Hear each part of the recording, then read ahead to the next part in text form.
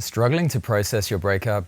Feel like you don't know who you are and you're alone? Are you confused about what to do? Are you moderating your emotions with unwanted addictive behaviors? To feel like you did everything right and still have things not work out can bring up familiar beliefs of not being good enough, being unlovable, or needing to change to be acceptable.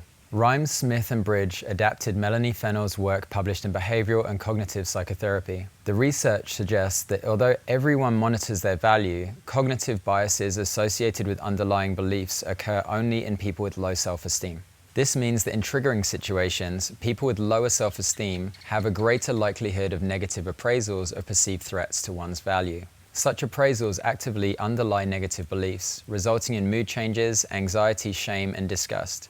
If left unmanaged, we can form compensatory strategies and safety-seeking behaviors, adversely impacting daily functionality of health. This can have the counterproductive effect of maintaining negative beliefs about one's value.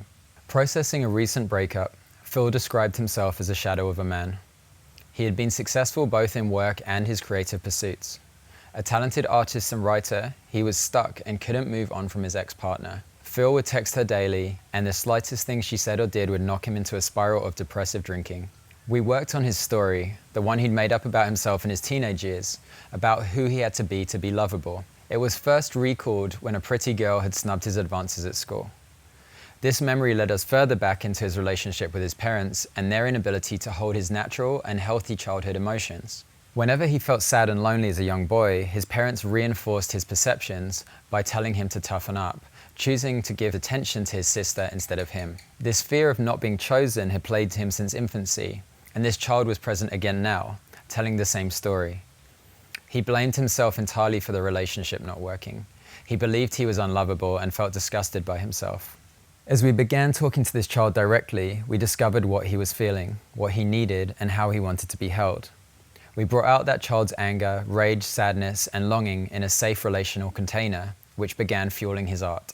Immersing himself in his creativity and sharing his work led him to the stage, where he presented his poetry to a receptive audience.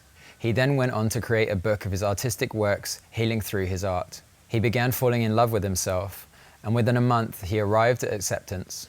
No longer plagued by doubt, limiting self-beliefs, or the experiences of others to whom he'd given his worth, he restarted his life from a place of heart-led, purpose-driven propulsion. If you need help processing a breakup, DM the word HEAL to book a 15-minute call with me.